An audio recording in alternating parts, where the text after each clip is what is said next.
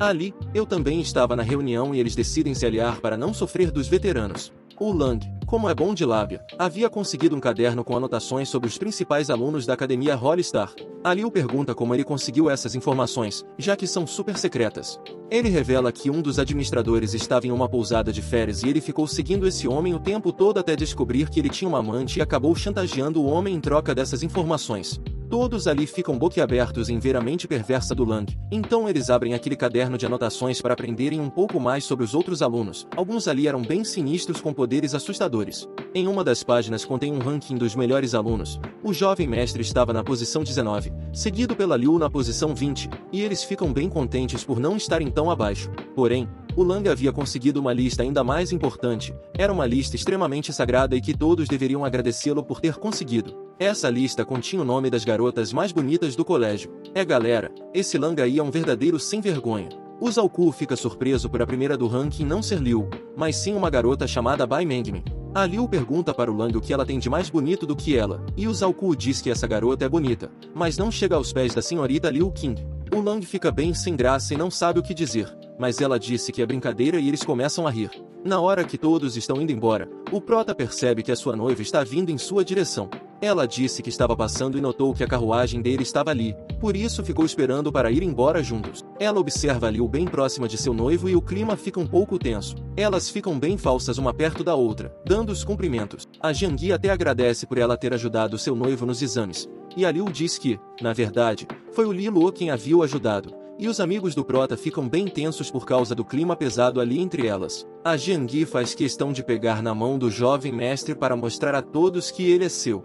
E vão embora de mãos dadas. Enquanto isso, a Liu fica bem triste ao ver toda essa cena. Depois de uma reunião, o jovem mestre continua a treinar suas artes de manifestações, já que no outro dia seria a abertura da Academia Hollistar. Ele conseguiu fortalecer bastante o seu elemento madeira, porém o elemento luz estava adormecido. Nesse instante, ele estava indo com sua carruagem para a academia, que ficava nos arredores da cidade real. Ela havia sido construída em umas antigas montanhas no local considerado sagrado. Aos arredores da academia existiam várias feras místicas de nível Duque, e em breve iniciaria o teste para ele poder escolher os professores. Ele precisaria tomar bastante cuidado, pois existia um certo professor que tinha interesses românticos na Jian, e esse professor era do nível mais alto, o nível púrpura, e provavelmente iria implicar com o protagonista. Ele diz para ela não se preocupar, pois ele irá se sair muito bem, e a Ling diz para ela que é raro vê-la tão preocupada. Ela até oferece ao jovem mestre indicar alguém para ensiná-lo técnicas de refinamento na academia, e ele agradece. Ele então diz ao seu noivo que, quando chegarem lá, será melhor a Ling mostrar a academia a ele, porque se os outros alunos descobrirem, juntos fariam da vida do jovem mestre um inferno. Eles finalmente chegam nos portões da academia. O local é realmente grandioso. As portas têm inscrições sagradas, e assim que ele desce da carruagem, já houve um barulho ensurdecedor das pessoas ao seu redor. Todos gritavam o nome da Jian, e ele fica surpreso com a popularidade dela. Sua assistente diz que ele ainda não viu nada, pois ela é muito famosa e também forte. Ele vê então a gigantesca árvore que sempre ouviu falar e menciona que o poder dela é tão grande que consegue sentir mesmo estando bem distante. Ele faz o seu cadastro e recebe um amuleto de jade. Alguns alunos o reconhecem, e uma garota ao lado daquele rapaz da família Duzi diz que estavam esperando. Ela era a irmã mais velha desse garoto, e o seu nome era Duzi Lian. A sua amiga, Ling, até menciona o que ela está fazendo ali, e ela disse que veio ver o noivo da Jian. Com isso, todo mundo fica prestando atenção neles. O plano do prota era não chamar atenção, porém esse plano fracassou em menos de 1 minuto. Ela fica provocando o jovem mestre, perguntando se ele tem coragem de assumir o seu noivado com a Jian. A sua amiga tenta protegê-lo, mas ele disse para ela não falar nada.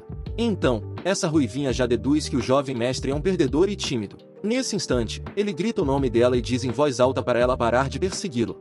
Embora a amasse bastante, não seria possível eles ficarem juntos, pois ele já tinha uma noiva e ela não deixaria ele ter uma amante. Após dizer isso em voz alta, todos ficam surpresos. Eles comentam que a Duzi Lian está apaixonada pelo jovem mestre da casa Luolan. Isso deixa ela extremamente furiosa, perguntando se por acaso ele quer morrer. A garota parte para cima do protagonista com um ataque extremamente poderoso, porém a sua amiga bloqueia usando manifestação de água. O golpe é bem poderoso e acaba repelindo ressonâncias por todo o local. Ela diz para a garota sair de perto do jovem mestre, pois irá acabar com a vida dele. Nesse instante, uma luz bem forte brilha no teto do salão, e uma espada bem grande cai entre ela e o Li Lu. A Jian aparece perguntando o que ela pensa que está fazendo. As duas já haviam se enfrentado diversas vezes em duelos, e a Jian havia vencido todos. Então, ela pergunta se a garota cansou de perder e decidiu desafiar os calouros. Du Zilian responde que não tem medo dela, e a multidão já começa a gritar, acontecendo uma luta por causa do jovem mestre da casa Lulan. Um professor vai até lá para separar a briga, dizendo que elas serão expulsas caso continuem. A garota diz que o jovem mestre envergonhou ela na frente de todo mundo e estava manchando a sua reputação. O prota se mostra bastante manipulador e chora, dizendo que está disposto a ser punido por causa dela. Isso deixa a garota ainda mais nervosa, e o professor tenta acalmar os ânimos. Ela vai embora dizendo que não vai deixar ele se safar. Enquanto isso, ele fica rindo. Minutos mais tarde, a sua noiva elogia por ele ter se saído muito bem, e a sua amiga fica dando gargalhadas, pois aquilo tinha sido bastante engraçado. A Lian pergunta se a Jian aceitaria Du Zilian como amante do Li Lu. Ela responde que não, mas que a aceitaria como uma. O professor vai até o protagonista e diz que ele acabou de chegar na academia e já causou um grande alvoroço, e também avisa que a Du Zilian tem diversos pretendentes e provavelmente eles vão arrumar confusão com ele. O prota diz bem confiante que não tem com o que se preocupar, pois tem a sua noiva para defendê-lo. O professor ri e diz que ele é bem esperto, e ela diz que o seu noivo consegue usar todas as vantagens possíveis a seu favor. Eles iriam agora para a sala do torneio para participar da seleção de professores. O prota pergunta se eles devem ir juntos, e ela diz que é esse o ponto. Eles não têm mais nada a esconder. Comentem aí se vocês querem vê-los agindo como namorados, porque até agora o relacionamento deles está bem frio. Se vocês querem que esse relacionamento esquente, deixem o like no vídeo. Ele pergunta para ela quem era aquela garota que estava implicando com ele. Ela responde que é apenas uma rival que sempre perde nos duelos e também diz que essa luta entre elas vai ficar pior porque todos vão achar que é por causa do jovem mestre que elas estariam brigando. Nesse instante, aparece a garota que está na lista das mais bonitas. Ela está encantada com Jian e também fica bastante surpresa por estar vendo Li Lu. A sua irmã no fundo aparece dizendo para ela ficar longe desses dois, já que aquele garoto não era um cara legal para se ter por perto. Nesse instante, aparece o sem vergonha do Lang. Ele começa a passar cantadas na Bai Mengmin, e a sua irmã o xinga, dizendo para vazar de perto delas. Ele até insiste, dizendo que gostaria de se tornar amigo da garota, mas a irmã dela dá 3 segundos para que ele suma dali, senão irá acabar com a vida dele.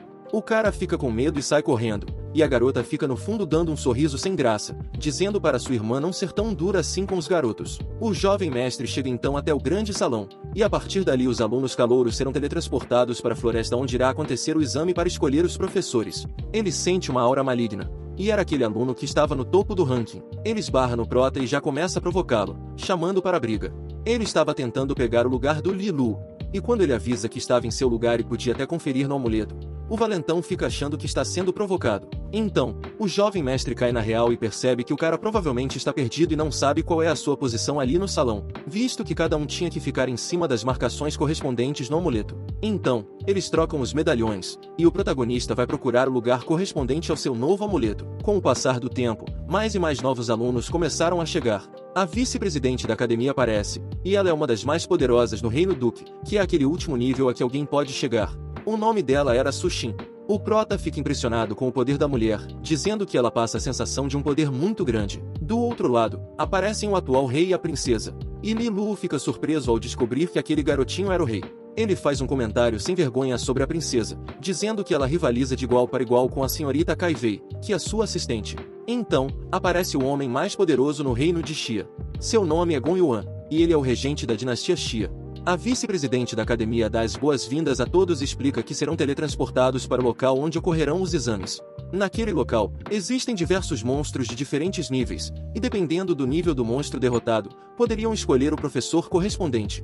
Havia 3 níveis: prata, ouro e, por último, o mais poderoso, o nível púrpura. Ela pede para se prepararem, pois em instantes começará o torneio.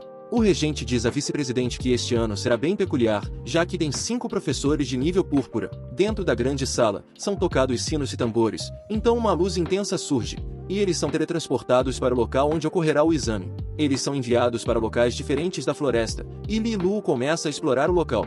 Ele encontra outros alunos, mas eles se ignoram, e ao se deparar com as feras, percebe que são apenas de nível prata. Seu objetivo é conseguir um instrutor de nível ouro ou púrpura, caso consiga. No entanto, os monstros de nível púrpura estavam em um patamar muito alto, e ele se pergunta se seria capaz de derrotá-los. Sua noiva e Ling comentam sobre o exame. Jian diz que o instrutor de nível púrpura vai tentar atrair a atenção do jovem mestre. Ele é poderoso, mas aquele instrutor está em um nível muito acima, e ela teme que ele possa causar algum mal a Li Lu. A cena muda, E vamos até o local do exame, onde o protagonista está lutando com uma fera de nível ouro. Ela tenta atacar com sua cauda, mas ele usa a técnica espelho d'água, refletindo o golpe e fazendo o monstro sair correndo de dor. Ele vai em busca dela, lança a bomba de luz líquida e acaba derrotando a fera. Ele pega o medalhão dourado, e agora era hora de tentar conseguir uma medalha púrpura. No entanto, aquele instrutor temido pela Jean chegou e disse que estava esperando o garoto há algum tempo. Ele se apresenta como um instrutor de glória púrpura e seu nome é Shen Jinxiao. Ele também foi instrutor de Jian Qing e pergunta se por acaso ela mencionou algo sobre ele. O prota pergunta o que ele está planejando ali. Esse cara quer ser o professor do jovem mestre e até oferece o amuleto púrpura, mas ele recusa, e o professor insiste. O instrutor ameaça o jovem mestre com sua aura para que ele aceite, mas Li Lu é convicto de suas ideias e não aceita. Ele diz que o instrutor está ansioso e que não vê graça nas coisas que ele está falando e fazendo. O instrutor diz que ele perdeu uma ótima chance e que fará Li Lu experimentar o desespero. Ele afirma que colocará uma luz sobre a cabeça do jovem mestre, e quem o derrotar ganhará o símbolo de glória púrpura. O símbolo aparece, fazendo com que todos os alunos participantes do exame se dirijam até ele para derrotá-lo. O instrutor diz que não queria atrair a atenção dos outros alunos, mas isso não funcionou. Em seguida, ele se despede e desaparece, deixando o prota irritado. Agora, com o símbolo roxo em sua cabeça, Li Lu se tornaria um alvo fácil, e diversos alunos extremamente poderosos iriam atrás dele. O imperador comenta com a princesa se aquele garoto é forte o suficiente para se livrar dessa situação, e ela diz que não importa a força que ele tenha, será difícil lidar com isso. A vice-presidente da academia considera isso algo incomum, mas uma ótima oportunidade para os alunos demonstrarem suas habilidades. A amiga do prota diz que esse instrutor passou dos limites, e Jian fica extremamente irritada, prometendo matá-lo. A luz chama a atenção de outros alunos, que planejam ir até lá para conseguir o medalhão. O sem-vergonha da família Duzi planeja reunir uma galera para isso.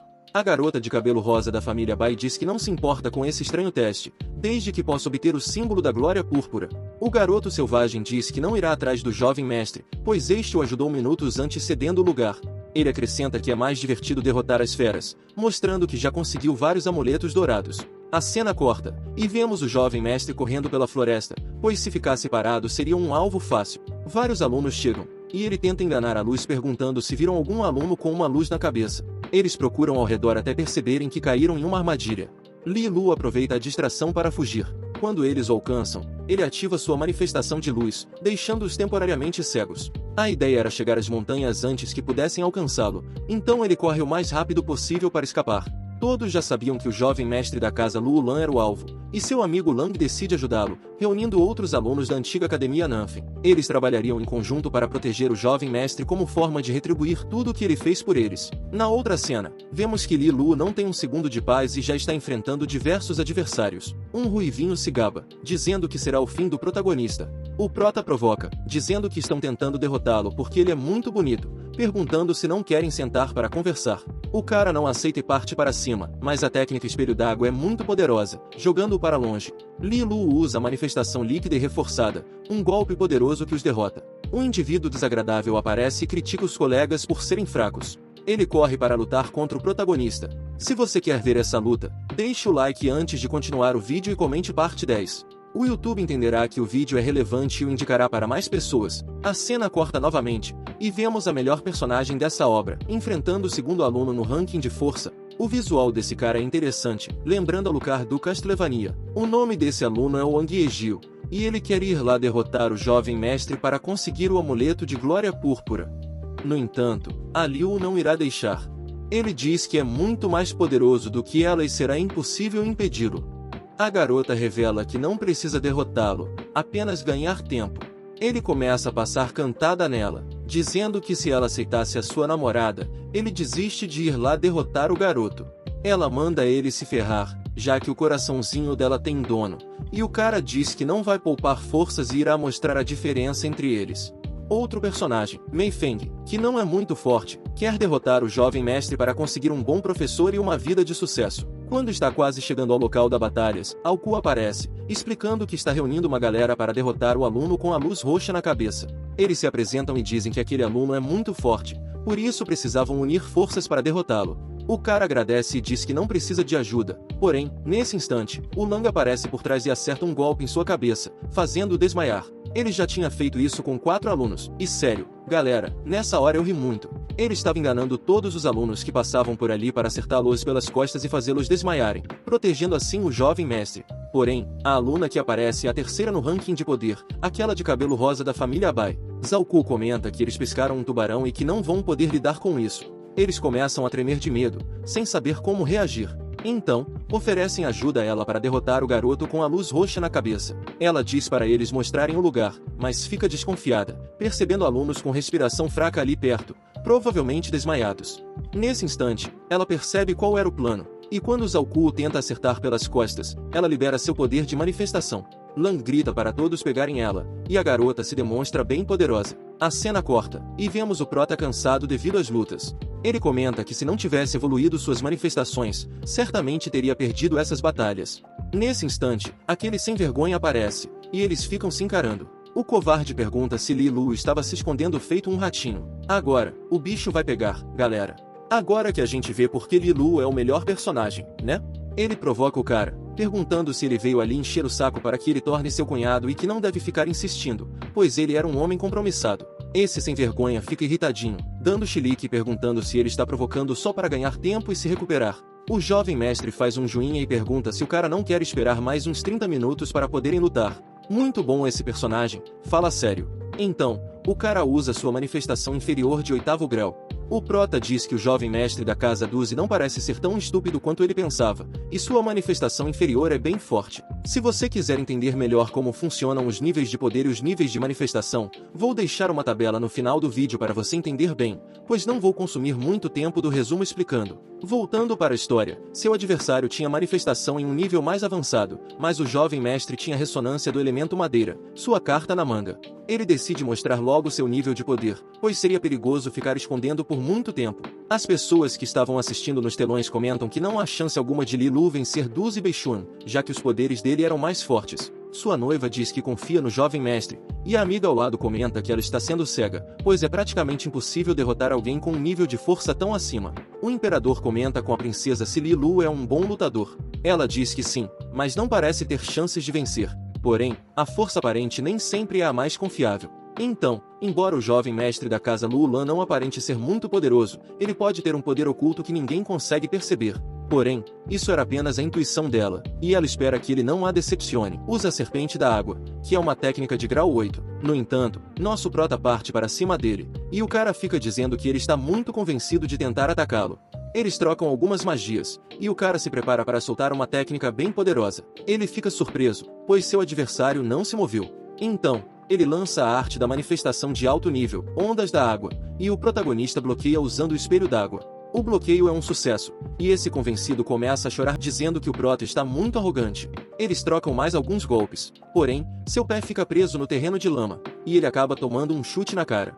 Isso deixa mais furioso, e ele pergunta como o protagonista fez para transformar o terreno em um pântano somente usando a manifestação da água.